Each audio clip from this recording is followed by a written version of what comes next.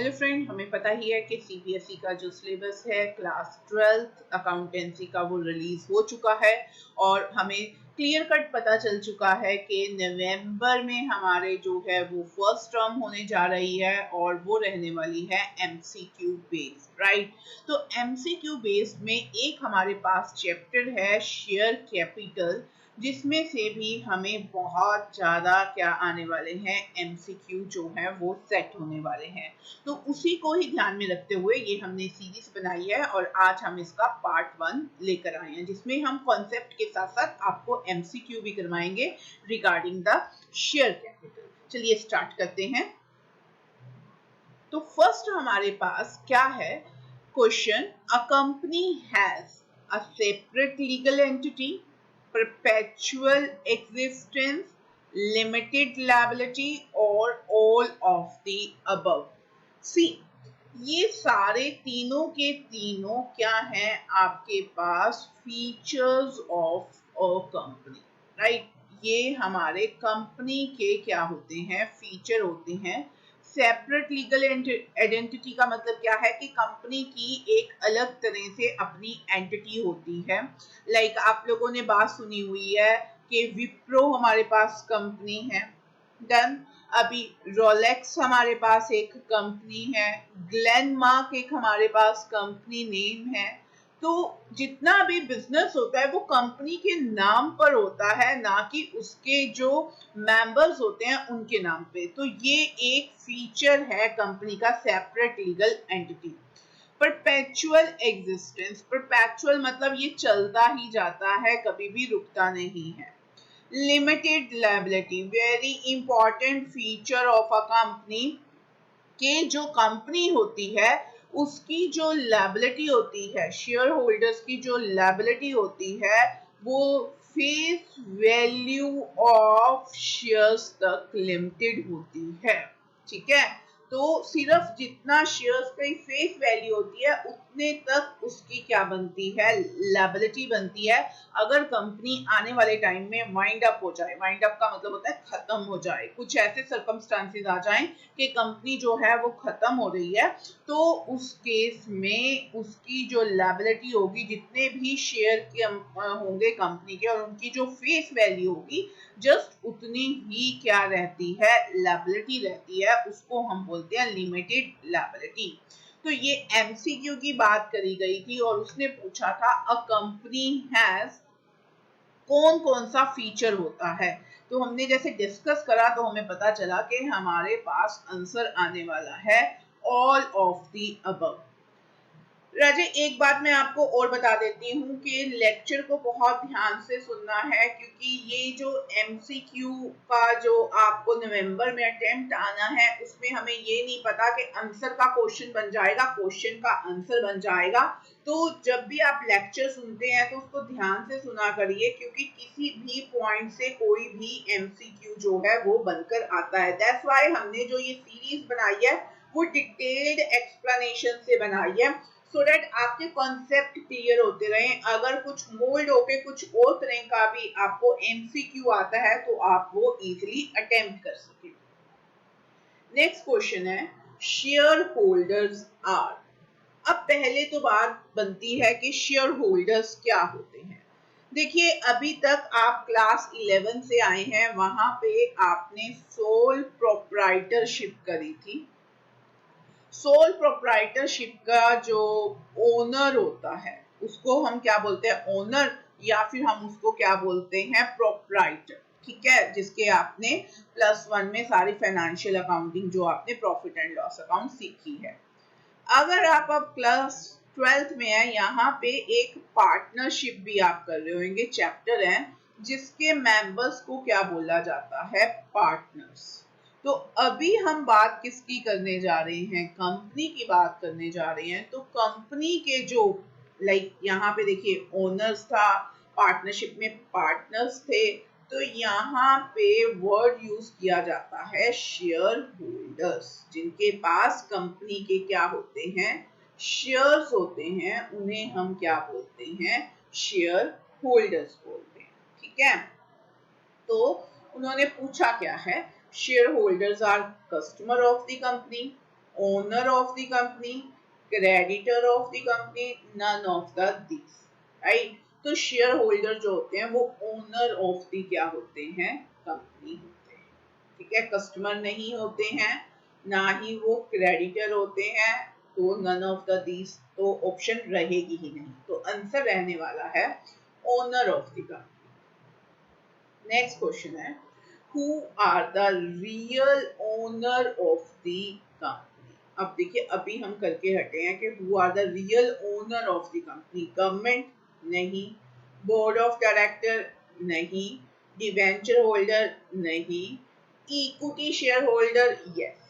ये आपके पास इक्विटी शेयर होल्डर्स जो होते हैं they are the real owner of the company. एक बात और नोट डाउन कर लीजिए, डिबेंचर होल्डर्स जो होते हैं वो क्रेडिटर्स होते हैं कंपनी के, ठीक है। क्या होते हैं, क्रेडिटर्स ऑफ द कंपनी।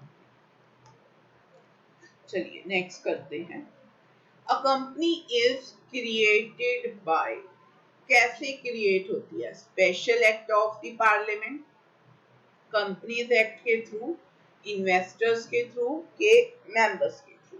तो कंपनी जो क्रिएट करी जाती है वो कंपनीज एक्ट 2013 के थ्रू क्या करी जाती है, क्रिएट करी जाती है। यहाँ 2013 भी ऐड कर लीजिए। Next, an artificial person created by law is called, artificial person, यहाँ पे बात देखिए, artificial person created by law, law कौन सा था, अभी हमने करा है companies act 2013। Artificial person, sole tradership, sole proprietor में आपने करा है, क्या वो आर्टिफिशियल होता है, क्या वो ह्यूमन बींग्स नहीं होते, बिल्कुल वो ह्यूमन बींग्स होते हैं, तो ये आंसर गलत है। पार्टनरशिप फॉर्म में पार्टनर्स होते हैं, क्या वो आर्टिफिशियल पर्सन है, नहीं। कंपनी क्या एक आर्टिफिशियल पर्सन है, बिल्कुल यस। कंपनी अभी हमने बात करी थी कि विप्रो की एग्जांपल ली थी हमने, रिलायंस कंपनी है आपके पास, वो एक आर्टिफिशियल पर्सन है क्रिएटेड बाय लॉ, कौन सा law, companies act 2013। All of the above तो बिल्कुल गलत हो ही गया, तो आंसर रहने वाला है C. Liability of the member in a company, अगर आपने अभी तक मेरा लेक्चर सुना है तो आपको ये समझ में आ गया होगा कि लायबिलिटी जो होती है मेंबर्स की कंपनी में क्या होती है। मैंने आपको बोला था कभी भी क्वेश्चन आंसर बन के आ सकता है, आंसर जो है वो क्वेश्चन बन के आ सकता है। तो यहाँ पे हमें ऑप्शन दे रखी है limited, unlimited, stable, none of the these, तो हमारे पास आंसर रहेगा लिमिटेड।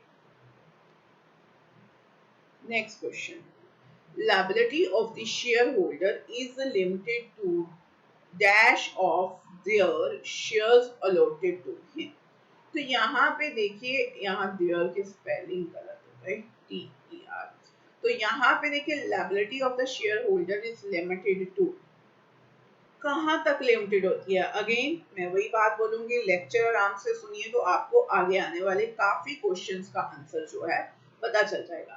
पेड अप वैल्यू गलत है, होल्ड अप वैल्यू गलत है। अब ये क्या कॉन्सेप्ट होते हैं वो आने वाली सीरीज में हम क्लियर करेंगे, शेयर्स का जब टॉपिक आएगा ना तब हम क्लियर करेंगे कि पेड अप वैल्यू क्या होती है, होल्ड अप वैल्यू क्या होती है।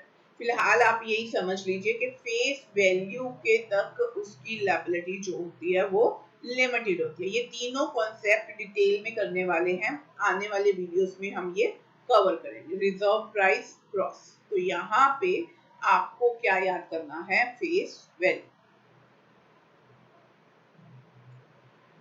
Maximum number of members in a private company are 7 no, 200 yes, 20 no, no limit. तो यहाँ पे याद करने, ये प्रोविजंस होती हैं तो हमें वो लर्न ही करनी पड़ती हैं, उसका कोई रूल नहीं होता।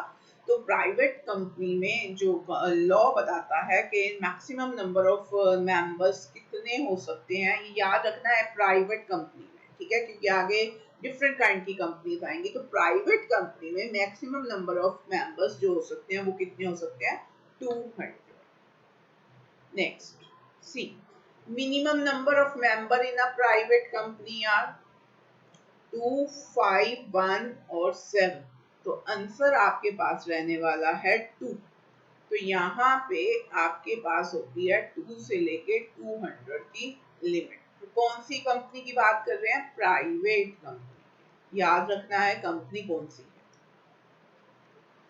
नेक्स्ट क्वेश्चन देखते हैं।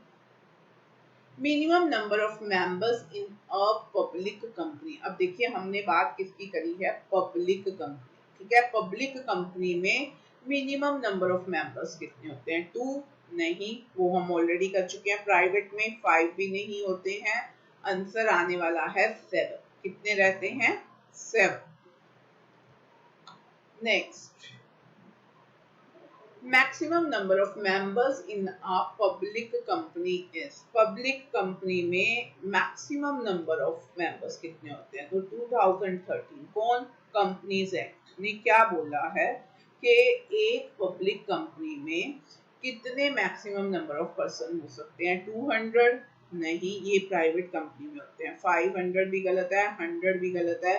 Answer is no limit. There is no limit on maximum number of members in case of public car।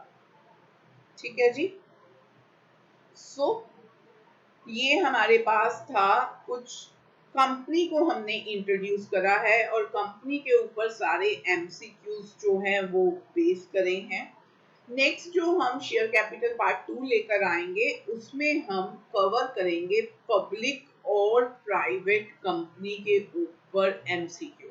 First of all हम ये कॉन्सेप्ट को समझेंगे कि पब्लिक कंपनी क्या होती है, प्राइवेट कंपनी क्या होती है और इन दोनों में क्या डिफरेंस होता है, और इस कॉन्सेप्ट पे जितने भी एमसीक्यू बन सकते हैं मैक्सिमम, वो हमारे नेक्स्ट वीडियो में हम कवर करने जा रहे हैं।